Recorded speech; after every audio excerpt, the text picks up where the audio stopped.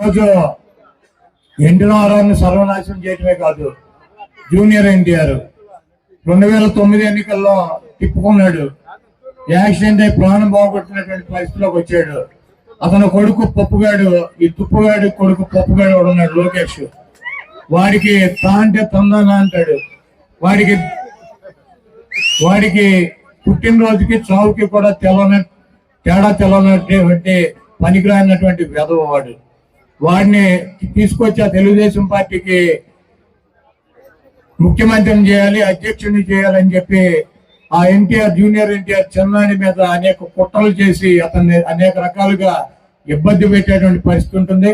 NT రామారావుని, పెద్ద ఎన్టీఆర్ని కానీ చిన్న ఎన్టీఆర్ని కానీ అభిమానించేటువంటి ప్రతి వ్యక్తి కూడా ఈ దొంగ, ఈ 420 గాడు అయినటువంటి చంద్రబాబుని గొయ్యి తీసి గోతులో కనుక పాతి పెట్టినట్లయితే ఆ పార్టీ రేపు ఎన్టీఆర్ చేతిలోకి వెళ్తుంది. కానీ ఈ పనికి మాలినటువంటి చంద్రబాబుని, లోకేష్ ని గెలిపించినట్లయితే ఆ ఎన్టీఆర్ ను కూడా అనాదన చేసి ఆ ఎన్టీఆర్ ని కూడా బయటకి గెంటి ఈ పంది కుక్కలు ఈ పార్టీని ఆక్రమించుకుని పేదల పొట్ట కొట్టి వీళ్ళు సంపాదించుకుని కోటాను కోట్ల రూపాయలు సంపాదించుకుని ఈయన మద్దతుదారులు బతికేటువంటి పరిస్థితి ఉంటుంది.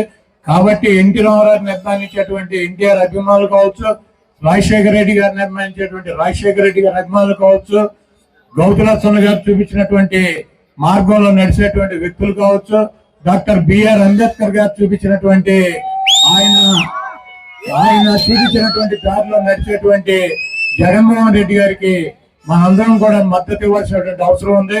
ప్రజలను నమ్ముకుని, దేవుని నమ్ముకుని మీ ముందుకు వచ్చి నేను మంచి చేశానని చెప్పి మీరు భావిస్తే నాకు ఓటేయమని చెప్పి అడిగేటువంటి జగన్మోహన్ రెడ్డి గారిని అత్యున్నటువంటి స్థానంలో కూర్చోబెట్టి మళ్ళీ ముఖ్యమంత్రిగా చేయాలని చెప్పి మీ అమూల్యమైనటువంటి ఓటు 120 సార్లు మీకోసం అనేక బటన్లకి 2,50,000 కోట్ల రూపాయలు మీ పేద ప్రజల అకౌంట్లకు ఇచ్చినటువంటి జగన్మోహన్ రెడ్డి గారి కోసం ఒక్కసారి గుర్తుకెళ్ళి 2 బటన్లు నొక్కి ఫ్యాన్ గుర్తు మీద శాసనసభ్యుడిగా నన్ను, పార్లమెంటు సభ్యుడిగా వచ్చేటువంటి జగన్మోహన్ రెడ్డి గారు పంపించేటువంటి వ్యక్తిని గెలిపించాలని చెప్పి ఈ చంద్రముఖిని ఆ ఈవీఎంలోనే ఈ ఒక్కసారి కనుక బంధించినట్లయితే 2029కి ఈ రాష్ట్రానికి పట్టినటువంటి దరిద్రం వదిలిపోతుంది. ఇంకెప్పుడు కూడా మనకి జీవితంలో చంద్రబాబు అనేటువంటి ఫేస్ గానీ, ఆ పేరు గానీ, ఆ బొమ్మ గానీ కనపడకుండా అంతరించిపోతుందని చెప్పి తెలియజేస్తూ సెలవు తీసుకుంటా.